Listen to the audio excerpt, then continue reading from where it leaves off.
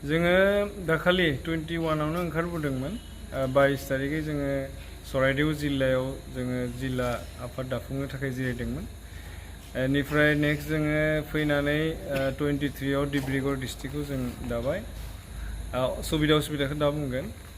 बेनि उनाव जोङो मैया तिनसुकिया जिल्लायावबो जोङो इउनाइटेड बड' पिपल फेडारेशन जिल्ला आफादखौ जों दाबाय। बे मोनथाम गोलाव सम दावबायनायाव जोङो बर' मानसिफोरनि न'खर जायगाफ्राव थांनानै जों मोनथिबाय, बिथांमोननि खोथानिफ्राय जों मोनथिबाय जे बिथांमोननाव दिनैसिमबो जेबो डेभेलपमेन्टनि खोथा गैया। डिब्रुगड़ जिल्लायावथ' EMGM रावबो गैखाया, बेखायनो डेभेलपमेन्टनि खोथा जेबो बिथांमोना मोनथिया। खायसे काउन्सिलनि सोमोन्दैबो मोनथिया।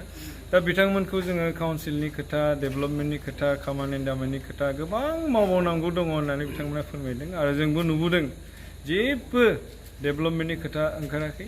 चराइदेवआनो जा, डिब्रुगड़आनो जा, तिनसुकियानो जा, जोङो तिनसुकियाव बर' राव रोंनाय मोनफा मोननै गामियाव थांनानै जों नुहैदों बिथांमोना बर' रोंगौ आरो आलाय सिलाय जानानै दङ।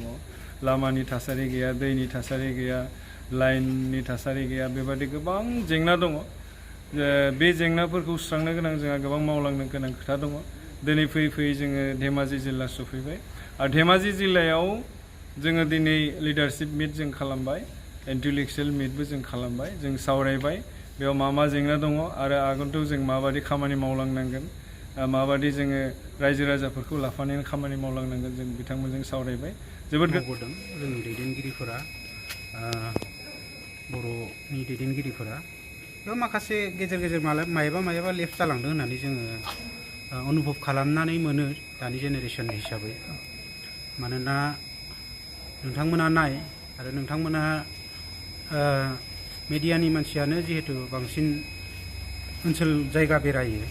दिनै जोंनियाव धेमाजि जिल्ला हिसाबै नायोब्ला जिखिनि ओनसोलफ्राव जोंना बर' डमिनेटेड एरिया ओनसोल, बर' जायगाफोराव डेभेलपमेन्टआ सिगां 30 बोसोर सिगां जेरैमोन, 20 बोसोर सिगां जेरै अबस्थामोन, दिनैबो बे एखे अबस्थायानो दङ।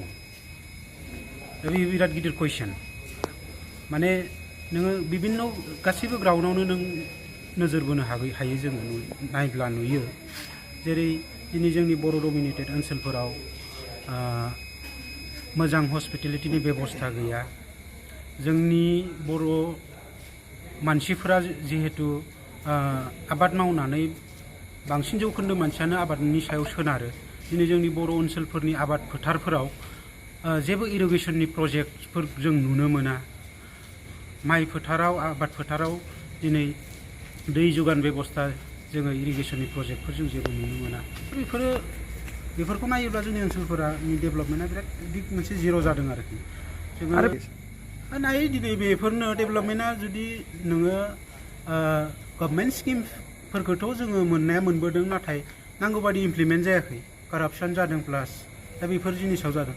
दिनै गंसे कालभार लुब्ला, एग्जाम्पल होबाय आङो, गंसे कालभारा 1.5 लाख थाखायाव ओंखारो, 1.5 लाखबो थाङा।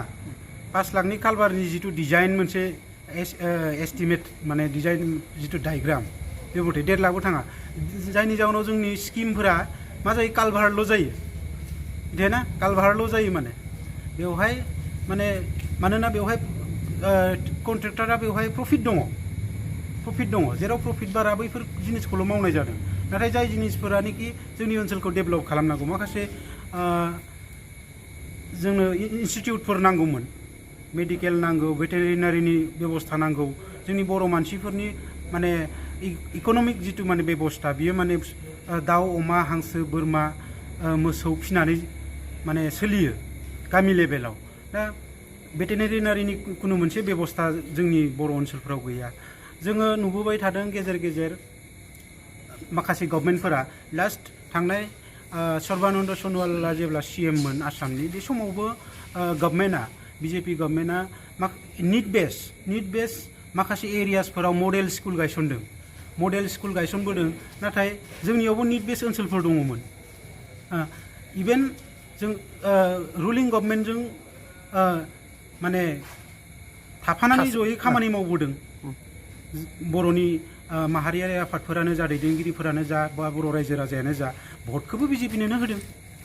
स' जोंनो बै स्किमफोरखौ जोंनियाव जोङो आसा खालामदोंमोन दिनै रायजोआ आसा खालामदोंमोन दिनै मडेल स्कुलफोर बागानफ्राव सारा बागानफ्राव मडेल स्कुलफोर बानायनानै होजोबदों दिनै जोंनि ओनसोलफोराव कलेजनि आंखाल स्कुलनि आंखाल मेडिकेलनि हस्पिटालनि आंखाल बै जिनिसफोरखौ दिनै जोङो मावनानै लानो हायाखै बे जोंनि दुर्भाग्यजनक खोब आनलाकि होननानै बुंनांगोन बेनिखायनो आं खावलायदों नोंथांमोननि थ्रुयै जे दानि इयुथ्सफोरा बेफोरखौ साननांगोन क्वालिटि पलिटिक्स खालामनांगोन पलिटिक्सनि नामाव अनलि पलिटिक्स खालामनानै रायजोखौ थगायबाय थायोब्ला बियो मोजां जानाय नङा आरो जोंनि इयुननि जेनेरेसना आरो बेखौ भुगिहैबावनांगोन औ जोङो जोंनि सेन्ट्रेल टीमा जों फैनानै जोङो जिहेतु जोंना गोदान अर्गेनाइजेसन आनसलिकफोरा गोदानै दाजानाय जिल्लायाबो गोदानै दाजानाय